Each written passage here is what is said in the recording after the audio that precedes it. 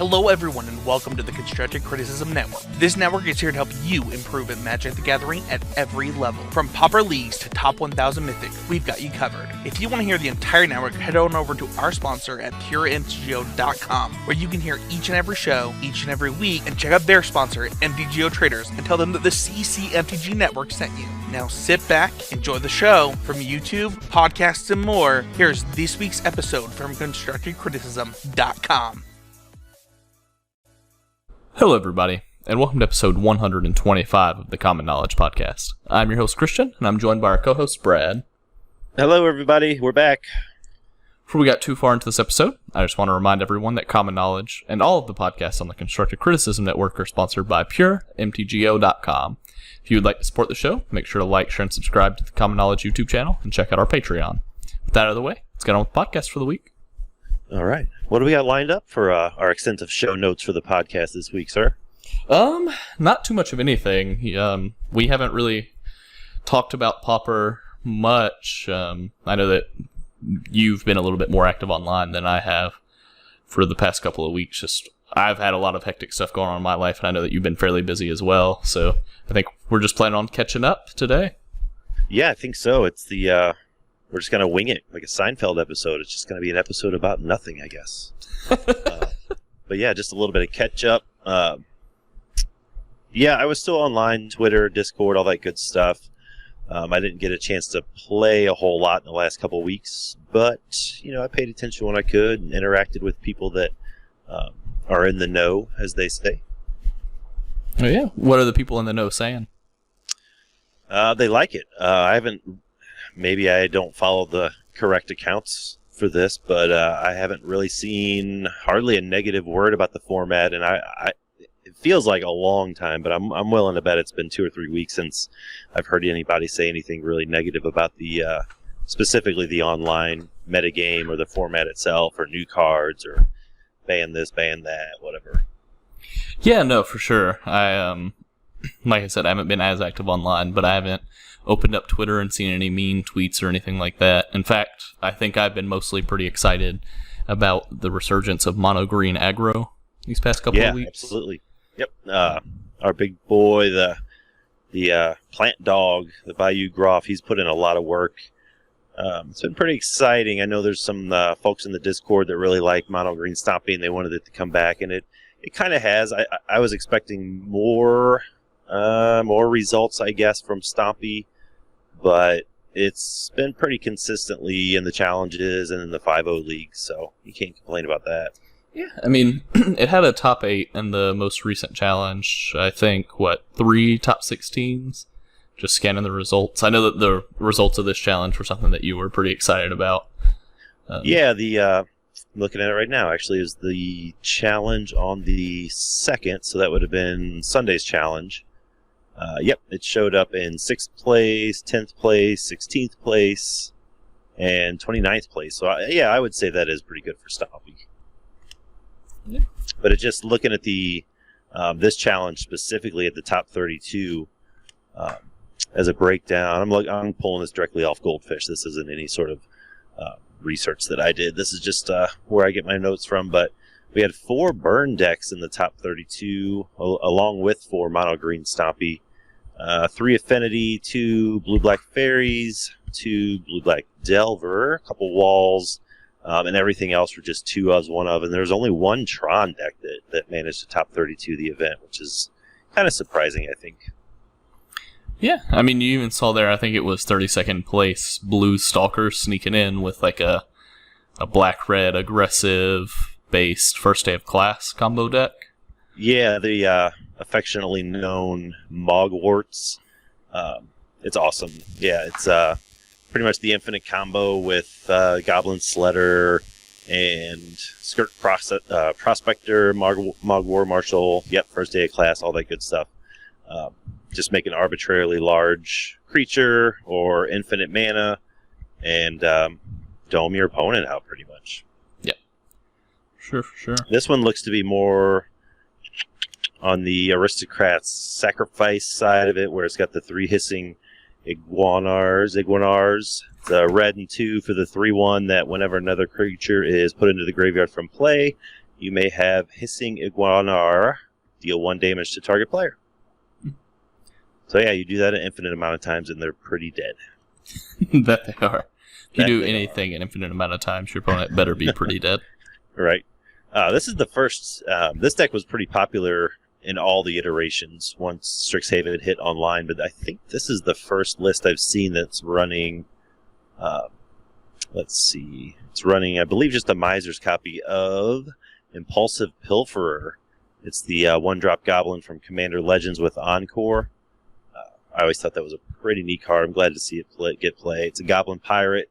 And it's just a 1/1. When Impulsive Pilferer dies, you create a treasure token. And then it has Encore for 3 and a red, where you exile it from your graveyard and you create tokens attacking the opponent. Yada, yada, yada. You know, that card is actually interesting to me in a deck like this. Because if you sacrifice that with Skirk Prospector, you get 2 mana back. So you could play this guy to generate mana.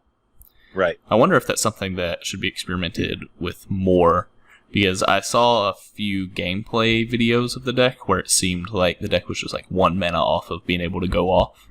Mm-hmm. And if that's something that's common, which I have no idea whether or not it's common, you might want to play more of this guy. The deck yet. Yep, I agree. I haven't sat down and played the deck either. I don't know if... well, if you look back, I'm not going to pull it up right this second, but the first challenge weekend after Strixhaven became legal, that deck showed up, a handful of times. I think it may have top 3 or second place, first place. I don't know, but that first day of class combo deck showed up right at the top. And I don't know if that deck just suffers from like the Tordex problem, where it's just so click intensive that it's hard to play at the highly competitive levels where your time clock is really an issue, or if this past weekend's challenge was just teched out sideboard wise to beat that sort of thing. But it really only showed up that one time, so I don't know if it just fell out of favor or not. I don't know. But yeah, so now that we're both back to playing Pauper, hopefully this week, is there anything that you're excited to be playing? I am. I do want to give this deck that we just talked about, the first day combo, I want to give that a shot. I definitely want to play with the big plant dog, either in mono green, or we were actually talking about today in the Discord brewing up a Golgari black and green aggro deck using that and some sacrifice effects, blister pods and maybe Mortician Beetles, Bone Pickers, that sort of thing. But yeah, I think that would be a pretty good shell for that big boy as well. Oh, I definitely agree. I'm personally pretty excited to play mono green, just with Bayou Groff, just see how good it is. But really, I'm excited to play Dimir Fairies, because it seems like if Bayou Groff decks are going to be popular, then having not Lightning Bolt based removal seems like it would be good. Yeah, sure. Your snuff outs and your edicts and that sort of thing. Mm-hmm. Yeah, there's not much you can do except waste 2 or 3 cards on a Groff if it lands successfully. So, right. Yeah, if you're anything outside of black, you're gonna have to waste half your hand just trying to destroy it. Yeah, sure. I don't know. I'm also, like I said, I haven't really been digging into anything to see if any other decks got good cards from Strixhaven that they've been playing.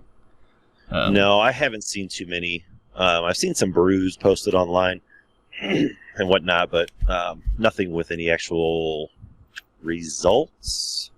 So maybe a couple 4-1s or a 3-2 here and there. I know there was quite a few people pretty excited about some results with Serpentine Curve, the one that makes the gigantic elemental token based on how many instants and sorceries you have in your graveyard in exile. There's kind of a almost a oops all spells list running around that features that card. So that seemed pretty interesting. I don't know how reliable or consistent it is, or even how good it is, but it seems like something that'd be a blast to play. Yeah, it does sound cool. I think I saw a deck list posted. I don't remember if I saw it on Twitter or whatever. That was basically just a bunch of removal, a bunch of cantrips, and then Serpentine Curve. So Yeah. Yep.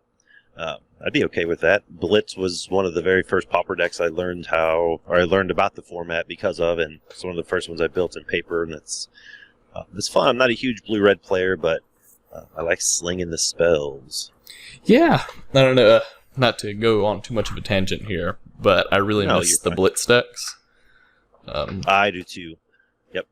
Yeah, I understand why Gush had to go, but it killed pretty much two decks that I absolutely love, which was Blitz and Tribe. Okay. Yeah. Yep. Blitz and Tireless Tribe, which Yep. I don't know. Tribe just showed up, I think, in the 5-0 deck dump. But yeah, that's the first time I've seen that deck. In forever, it feels like. Yeah. Probably since last summer, maybe before then. I think sometime mid-month, last month, it also placed like top 32 in a challenge or something. Okay. The card Tireless Tribe itself is so weird that like it still does pretty powerful things, I think, with circular logic and stuff like that. But the thing about Gush was it was like it basically gave you 4 cards to go off with, you know what I mean, if you resolved a copy. Right. So it's like that card was just so good. But yeah, it really was. And it did, like you said, it's a weird card for Magic in general, not just Pauper. You know, they don't make them like that anymore. And even when they made that one, it wasn't like a very common effect, or there's only a couple creatures in the whole entirety of the game that even function that way. Yeah, for sure. But yeah, it was a pretty, going off the most recent challenge results Sundays, it was, I don't want to say an old school challenge, but it was a very comfortable challenge to look at. We got your Dimir Fairies and your Burn and your Affinities. It seems like everything is pretty well represented here. There's Tron. I mean, I guess there's not any sort of mono black deck, but generally every pillar of the format's here in multiple copies. Your aggro's here. You got a couple of control lists, so I was pretty happy about these results here. Yeah, I mean, just looking at it, there's even like a black-red all removal control deck sort of at the bottom of the list. Jund made a top 8, which is nice, to see decks that have maybe at least always been around for as long as I've been playing Pauper sort of mix with decks that are a little bit newer, still pretty refreshing to see, again, that Jund deck. And then if you go down a little bit, Elves is still sustaining, red-green, sort of the Panza / mid-range deck is still going strong. I don't know. It's nice to see the old school decks mix very well with the new school decks and have a really diverse metagame. Yeah, I think that's where I was trying to get with. Even in the top 8, we've got a single copy of Heroic, which is good to see. I don't know what that says about the challenge itself or the meta, but that's definitely not one we've seen lately. Top 8 a whole lot. Oh, yeah, no. And looking at the list for that, there's nothing really crazy. Doesn't seem to deviate from any other Heroic list of the past. It's even running the mutagenic growths, more of the aggro style Heroic, so looks good. See, personally, I don't like that Heroic made a top 8. The reason why is because now I want to waste money to go run it through a league. Yeah. I know. To only be told what I already know. That it's terrible. Yep, I know. Yep, that'd be like the last time I ran it through a league. That was awful. Snap. That's just the worst card. And I seem to play it every matchup, or every other match. I seem to run into somebody running 4 snaps, and it's just brutal. I don't know. Now, that being said, there's it's still a fun deck to play. That's why this always tempts me. But I don't know. I feel like if you're not dedicated to playing it, you shouldn't play it at all. Yeah, absolutely. It's one of my favorites, but that doesn't mean I play it all the time. I just like it. I think if you're a big fan of Heroic, outside of the price tag of the deck, it's probably looking at the challenge list. It is the cheapest outside of Burn. Let's see, Burn is 15 ticks according to Goldfish, and Heroic is 13 ticks. So outside of the price tag, if you just like Heroic, go ahead and play it. But if in my mind, if you like that sort of strategy that, focus on one creature and pants him up real big and swing in for a lot of damage, just play Boggles. I agree wholeheartedly. Scouring down the list, there was also Not Good did well with another Ephemerate deck, blue-white familiars. So that's another deck that anytime I see it do good, I always start to play. And yeah, I've seen that one pop up more and more in the last few days. I don't know if it's on the rise or if players are just starting to go back to it. But yeah, I think I actually saw him post these results on Sunday afternoon. So yeah, it was good to see. It's interesting. He's not running the mill guy, the blue mill guy. Blue mill guy. The one that you ghostly flicker and it mills out your opponent. Oh my god. What is the name? Sage's Row Denizen. That's it. Sage's Row Denizen. Nice save, because I was not going to be able to get it. I always want to say Foundry Street Denizen, but that's not even the same thing. Yeah, that's a red card. Yep. But yeah, it was interesting to see him not playing that. I don't know how long.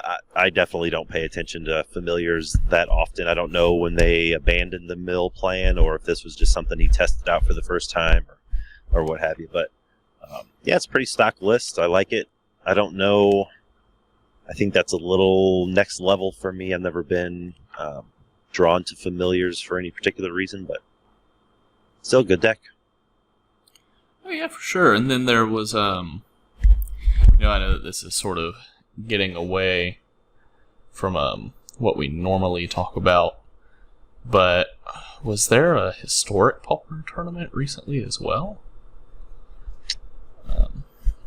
Yeah. Our buddy Alaric that we had on for an interview, they run weekly tournaments. Mm-hmm. I don't believe there was one officially sanctioned or what have you by WotC on Arena, but I know there's player-run events, historic pauper events, usually every Wednesday, I believe, or Wednesday and Friday, something like that. Oh, gotcha. Sorry, the reason that I was asking is because they're scrolling through the tournament list on Goldfish. Mm-hmm. I saw one that was labeled H pauper. Oh, it looks like it's historic pauper with like deck list and everything. And I was just looking through. I haven't really had a chance to play historic pauper just because like the grind to get into Arena is pretty big to me. But I was looking at this mono red deck that I want to play that has like Warlord's Fury, which if you don't know, just basically is a red cantrip that gives your creatures first strike. But I like it because it's a red cantrip. Yep, that's the whole reason I run it as well. Yeah, but I didn't know, for example, that Lightning Bolt and Shock were both legal. Like, I knew Shock was, but I didn't know Lightning Bolt was legal in Historic Pauper. And that makes me want to play that deck. Oh, that's huge. I guess I didn't know that either. The other people I talk to that play Arena pretty regularly play, Standard or what have you. Mm-hmm. And they're always, they're unhappy that Lightning Bolt's banned or not legal. So I just assumed it was not legal on any Arena format, but no, that's really cool.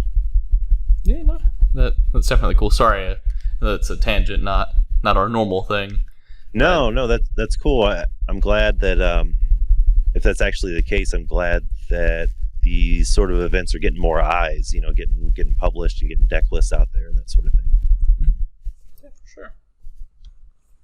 I know we talked to a few people online and in the Discord that are really big fans of Historic Pauper. There's a huge, very, very active Historic Pauper Discord channel, and they're always posting up results and testing out decks against each other on Arena and that sort of thing. So it's a very popular format. I don't know if it'll ever be official. It may be, depending on the future of Arena, I guess, but it's going strong for what it's worth. Oh yeah, definitely. Getting back to our side of Pauper, mm-hmm. In the Pauper Guild Discord, There's a channel dedicated to Tortured Existence. I lurk in there sometimes. Do you guys have anything cool going on? We haven't. That channel's been pretty quiet lately. I actually had that one open when we were messaging earlier before we started the show. And no, we haven't really talked too much. There wasn't a whole lot out of Strixhaven outside of Unwilling Ingredient, the one-drop menace frog that, let me pull it up here, be real professional. It seemed like a pretty good addition, at least as a one of the Tordax, but it's the one-drop frog. It's a 1/1 with menace. And you pay 2 and a black, you can exile it from your graveyard, you draw a card, and you lose a life. So, it can enable some stuff with its menace ability, but mainly you want it for that draw. You could draw, you could dredge off of it, that sort of thing. And really, out of Strixhaven, the only other card that looks interesting to any of us, really, was Eureka Moment. It's like the more fair growth spiral. It's 2, a green and a blue for an instant. You draw 2 cards, and then you put a land from your hand onto the battlefield. And that's more... I know Tordax is already kind of fringe as it is, but that's more of a fringe Tordax deck. Maybe a Sultai Brew or a Splash Blue to play something like this. But, yeah, Tordax has been pretty quiet. It had actually online, it had a couple 5-0s. I want to say earlier this year, maybe 2 months ago, but it's generally been pretty quiet. Yeah, I see. The last thing that I saw was that I think our buddy Big B was working on, which Big B, from what I understand, is like the Tortured Existence master. Yeah, was working on like artifact-based Tortured Existence that was playing like Disciple of the Vault, and Perilous Mirror, Mirror Retriever, and Ashnod's Altar, and just a bunch of cool stuff. So I didn't know if he had made any... I don't know if he's made any improvements or changes to it, but yeah, it's a really sweet deck. It's basically a Mardu Tortured Existence artifacts deck, and you're right, it's got Disciple of the Vault and all that good stuff. And I know for a while he was sort of... he couldn't play it on Magic Online because one of the big cards in that deck is the Bartered Cow from Throne of Eldraine. You can, whenever you discard it or it dies, you create a food token. But on Magic Online, whenever you discarded it, it did not make a food token. So you could not enable your Cauldron Familiar, your Life Drain, all that good stuff. So, and then, obviously without the food token, your Disciple of the Vault doesn't work. So he's just sort of put that aside, and but I think they finally got that fixed about 2 weeks ago. That issue has now been resolved. Oh, that's good. Maybe we'll start seeing some more stuff out of Tortured Existence. Yeah, for sure. But yeah, he is pretty much the Tordax guy to go to anytime I come across a card or a new card is spoiled that I think would be good in the deck. He's the first one I ask. And he's usually pretty straightforward with his answers. There's no like, well, in this scenario, it could be good. He's usually like, nope, or yes. No in between. That's something that I think a lot of people, like a skill that's worth developing, not just in Magic, but just generally in your life, is just being able to say when you think something's not a good idea or when you think something is a good idea. Right. Because there are a lot of times in a lot of fields, especially Magic, where people tend to ride the fence. And riding the fence, while sometimes it's correct, because if you legitimately don't know, you don't know. But you shouldn't commit if you're not sure. Yeah, but if you are pretty sure and you ride the fence, you do yourself a disservice, because then the person won't explain their thought processes to you because they can sort of see that you're on the fence. And then the other person also doesn't get any knowledge out of it because they likely came away, still believing what they thought, you know what I mean? Or not knowing. Yeah, absolutely. They didn't earn or gather any more information from the conversation. Yeah, sure. Yep. Yeah, there's plenty of people that I've had interactions with where I'll show them a brew or a card I'm thinking about playing, and 99% of the time the response is, well, give it a shot, see how it goes. It's not really what I was asking, but I was going to play it anyway. I just kind of wanted to see what you thought. Right. It's like, look, I came to you for advice to change it. I know that I can play this. I get what you mean. Yeah, pretty much any time I approach anyone with a deck or a card, I'm asking to be talked out of it.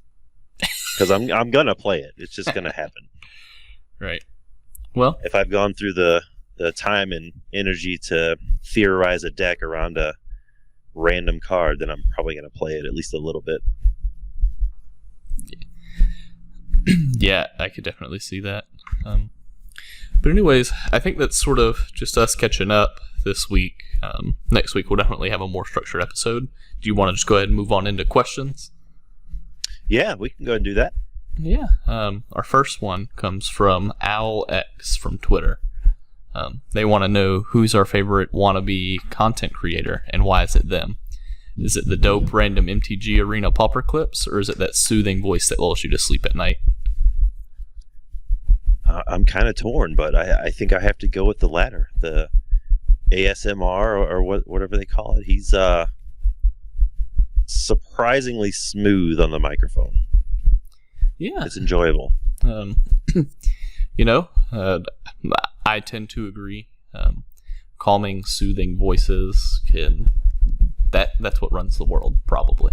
It probably is, and it's the nice juxtaposition to the decks he likes to play a lot of times on Arena, where they're go fast, kill you sometimes, and he's just like, yeah, this is what I did. And while we're plugging Alex, I'll go ahead and plug one other content creator who I talked about a fair bit, but it's because I think they make superb content that came just right behind Alex, which is Snap Bolt Games. Yes, absolutely. Good call. Sort of the opposite reason why we like Alex, that soothing voice, is he's full of life, super energetic, and makes pretty good content. So he does, and he's always crushing it with some interesting deck. That is true. So those are the top two for sure. Yeah, absolutely. Yeah, there's quite a few I have as well. Snapbolt's definitely at the top of that list, near the top of the list. And then there's some like our friend Valaxia in the Discord and on Twitter. They put out like paper games, like almost like a GoPro video paper games at their local LGS. With some nice soothing music in the background, and that's pretty neat. They'll put the cards up on the screen sometimes so you know what they're playing or this and that. And it's just something nice to kind of chill out to and watch. It's not necessarily educational if you're looking for that sort of content, but it is relaxing and it is entertaining. Yeah, for sure. And while we're still at it, I'll go ahead and shout out probably my favorite pauper streamer, which is you. Me. Yeah. Speaking of pauper streams, you actually have a pretty big one coming up. I don't know if you want to go ahead and talk about that as well. Yeah, I do. Thank you, sir, for the compliment. I don't stream as much as I would like to, but that's going to change soon. Yeah, on the all this month, pretty much, I am raising money for Child's Play charity. They do a lot of work with hospitals and kids. Let me pull up their little mission statement so I don't mess anything up. But it's a really good charity. A lot of people have donated to it. A lot of big companies donate to them pretty regularly. And all this month I'm sort of promoting it out. I'm looking for not necessarily sponsors, but anybody that wants to throw any swag my way. I can give it away for during the stream for giveaways and that sort of thing. But basically on the 22nd of this month, it's a Saturday, I will be doing an all-day Twitch stream of MTGO Pauper Play. That's the long and short of it, pretty much. I'll do leagues, I'll do brews, I'll take, viewer submissions throughout the day. We're going to have some giveaways, that sort of thing. And then I think also our friend of the show, MTG Brad, I think he's been gracious enough to allow me to use some of his original MTG raps, some of his tunes, to play while I'm streaming. Yeah, you should see if you should also get clearance to use music that he does under the name The National Pool. Yes, absolutely. There's a lot of stuff that I like that I've been listening to by him actually that's more like ambient stuff that I think would fit perfect in a brew/MTGO stream. Yeah, absolutely. I do have, I think, a couple hours worth of free, royalty-free music downloaded and ready to go, but I think it's going to be awesome to use his stuff. I actually asked him about that one day, and he was like, oh, yeah, because I knew of the National Pool, because that's what he was releasing music under when I first met him on Twitter, and then it was MTG Brad, but then he listed 3 or 4 other projects that he released music under, all different genres and styles, and it was really impressive. He's quite a talented fellow. Oh yeah, he definitely is. He even turned me on to some local music that's local to where I live here recently as well. So. Oh yeah, I think I remember seeing that tweet or conversation or what have you. Yeah, all around great guy though. But anyways, super excited that you're going to be doing the charity fundraising and then the stream for it. Yeah, we'll see how it goes. I set the initial goal pretty small for the charity drive, and we're already about halfway there, so I'm happy with that.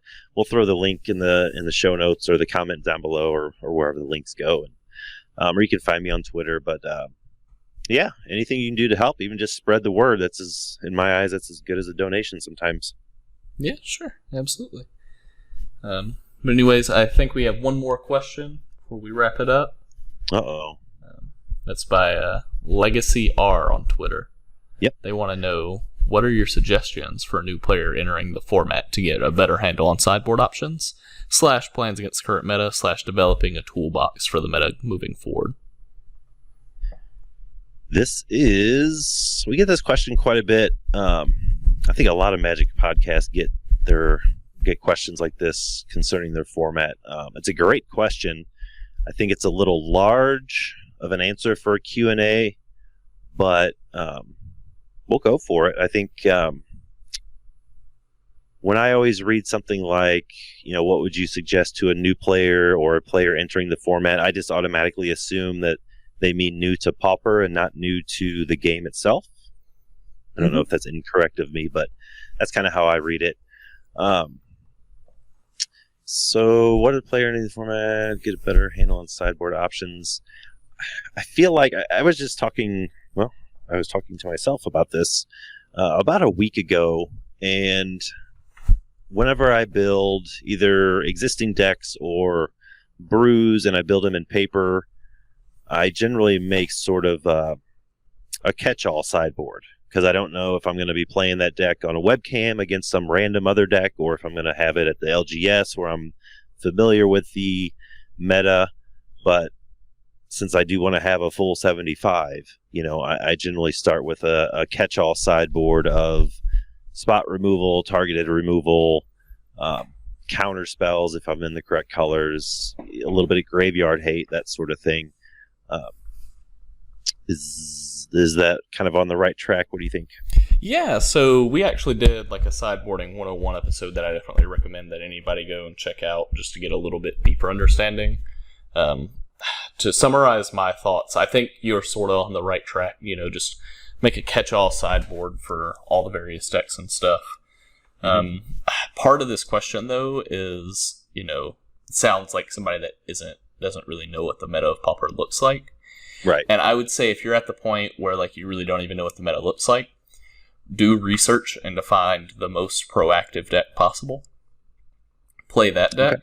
Okay. Sort of take the sideboard. A lot of sideboards for those proactive decks are geared towards protecting your own things. So sideboarding tends to be a little bit more straightforward, because it's like, oh, my opponent plays this type of way to interact with me, so I'm going to bring this in.